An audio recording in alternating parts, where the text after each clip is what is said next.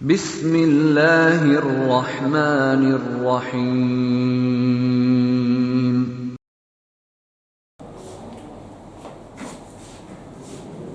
عزیز طلباء و طالبات، آپ خوش نصیب ہیں کہ آپ کے لیے بہار اسٹیٹ مدرسہ ایجوکیشن بورڈ کے فعال، متحرک، سرگرم اور جری چیئرمین محترم جناب عبدالقیوم انصاری صاحب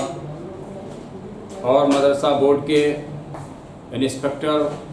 و اکیڈمک انچارج جناب ڈاکٹر نور اسلام علیق صاحب نے آن لائن تعلیم کی شروعات کی ہے۔ یہ قابل قدر اور تاریخی قدم ہے۔ اس کے لیے ہم ان تمام حضرات کو مبارکباد پیش کرتے ہیں اور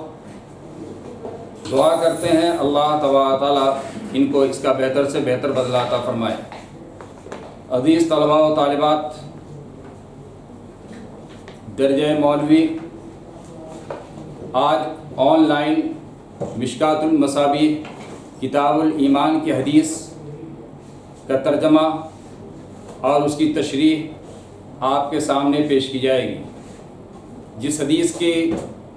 تشریح آپ کے سامنے پیش کرنی ہے، پہلے میں وہ حدیث پڑھ کے سنا دیتا ہوں۔ بسم اللہ الرحمن الرحیم۔ وعن انس رضی اللہ عنہ قال قال رسول اللہ صلی اللہ علیہ وسلم لا يؤمن احدكم حتى اكون احب الیہ من والدہ وولدہ والناس اجمعین، متفق علیہ۔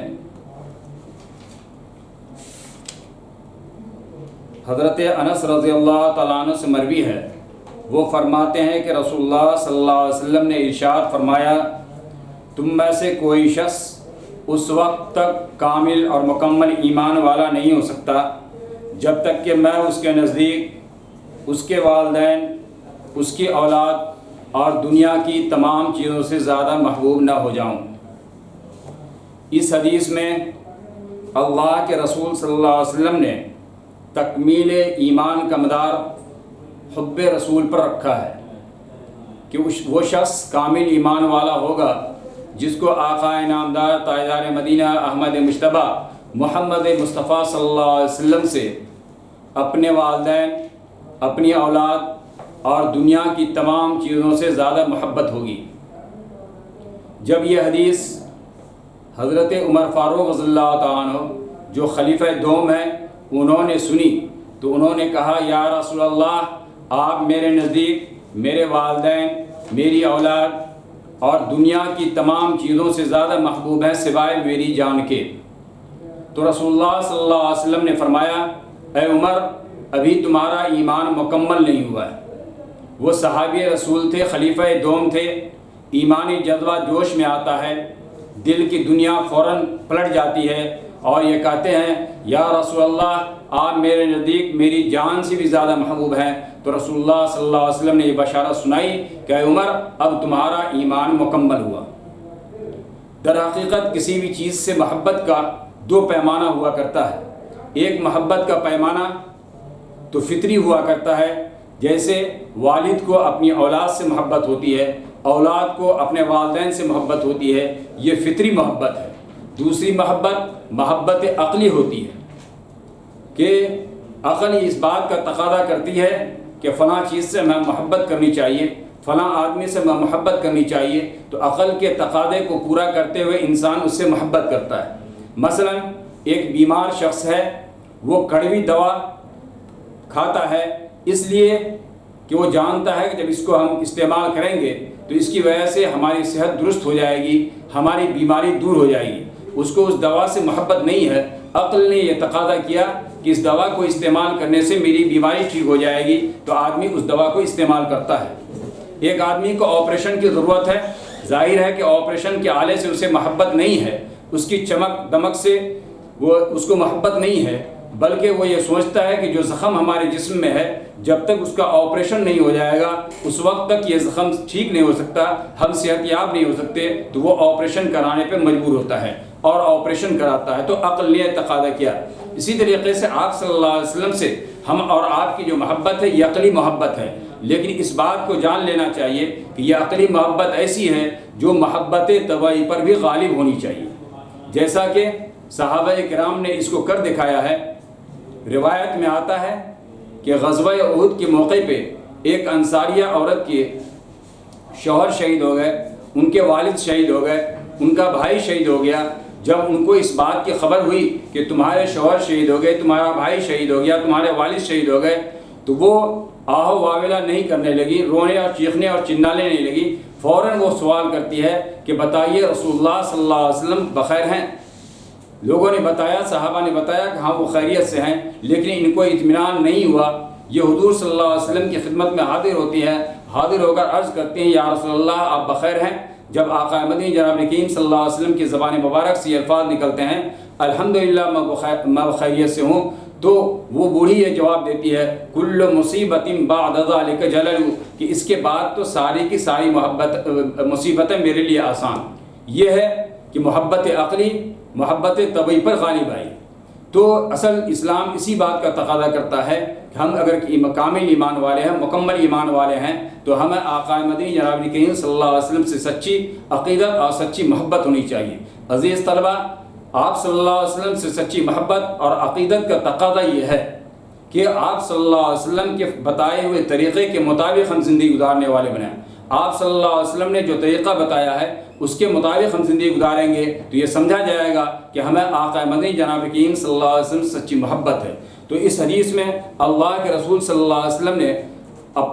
اپنے سے محبت کو تکمیل ایمان کا ذریعہ بتایا اور کہا ایسا ہی شخص کامل ایمان والا ہے جس کو اپنے والدین، اپنی اولاد اور دنیا کی تمام چیزوں سے زیادہ محبت ہو۔ یہ حدیث متفق علیہ ہے، یعنی اس کو امام بخاری اور امام مسلم دونوں نے روایت کیا ہے۔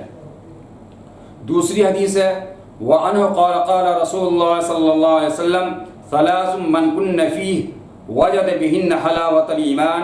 من كان الله ورسوله أحب إليه مما سواهما ومن أحب عبدا لا يحبه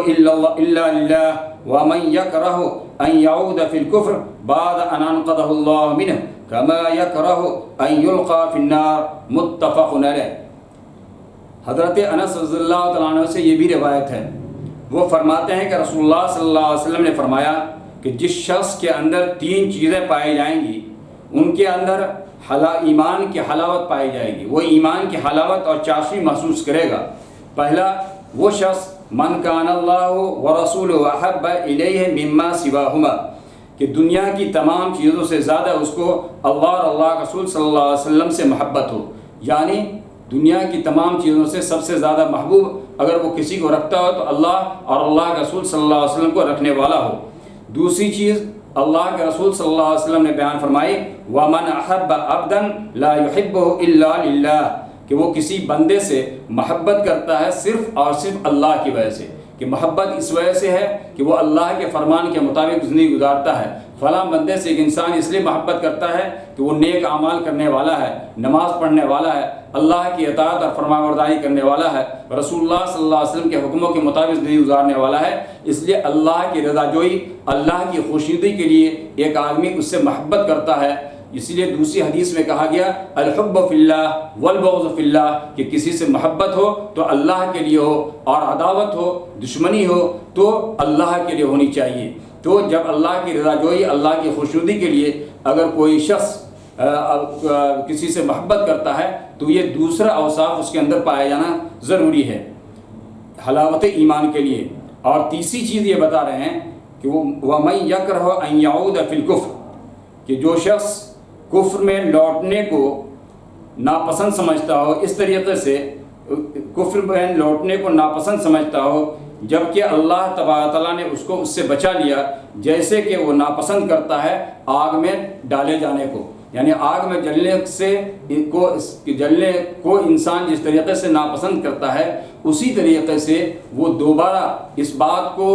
ناپسند کرتا ہے کہ وہ کفر میں چلا جائے اور کفر کے طریقے کو اختیار کر لے، یعنی اسلام پر وہ مضبوطی کے ساتھ گویا کہ ڈٹا ہوا ہے۔ تو تین اوصاف جس میں پائے جائیں گے، پہلا وصف کہ جو شخص اللہ اور اللہ کے رسول صلی اللہ علیہ وسلم سے دنیا کی تمام چیزوں سے زیادہ محبت رکھنے والا ہو، دوسرا کسی بھی بندے سے صرف اور صرف اللہ کی خوشنودی اور رضا جوئی کے لیے محبت کرنے والا ہو، تیسرا کہ کفر میں واپس آنے کو وہ اسی طریقے سے برا سمجھتا ہو جس طریقے میں ناپسند سمجھتا ہو، جیسے کہ آگ میں ڈالے جانے کو وہ ناپسند سمجھ رہا ہے۔ اگر یہ تین اوصاف کسی میں ہے تو اس کو ایمان کی حلاوت اور ایمان کی چاشنی محسوس ہوگی۔ یہ ایمان کی حلاوت اور چاشنی کیا ہے کہ جب آدمی کے اندر ایمان کی حلاوت اور چاشنی آ جاتی ہے تو اللہ تبارک تعالیٰ کوئی مشکل کام کا بھی بظاہر حکم دیتا ہے تو وہ اس کام کو کر گزرتا ہے۔ یہ حلاوت اور چاشنی ایسا ایمان والا ہی محسوس کرتا ہے۔ عزیز طلبہ، جب آدمی کے انسان کو ایمان کی حلاوت اور چاشنی محسوس ہوتی ہے تو ایسا ہی شخص راتوں کے ٹھنڈی رات میں اور کڑاکے کی ٹھنڈک میں فجر کی نماز کے لیے وضو کرنے میں وہ ایمان کی حلاوت محسوس کرتا ہے، وہ کوئی تکلیف محسوس نہیں کرتا۔ اسی طریقے سے جس شخص کو ایمان کی حلاوت نصیب ہو جاتی ہے وہ تپتی ہوئی ریت اور تپتی ہوئی گرمی میں روزہ رکھنے میں ایمان کی حلاوت اور چاشنی وہ محسوس کیا کرتا ہے۔ تو جن اشخاص کے اندر، جن افراد کے اندر یہ تین صفات ہوں گی، اللہ کے رسول صلی اللہ علیہ وسلم فرماتے ہیں اس کو ایمان کی حلاوت نصیب ہوگی۔ اور تیسری حدیث ہے وعن ابی ہریرہ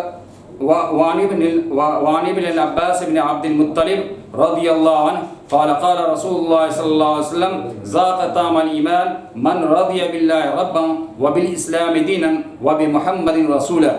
کہ حضرت عباس رضی اللہ تعالیٰ عنہ سے روایت ہے، وہ فرماتے ہیں کہ رسول اللہ صلی اللہ علیہ وسلم نے فرمایا کہ ذاق طعم الایمان، وہ شخص اس شخص نے ایمان کا مزہ چکھا جو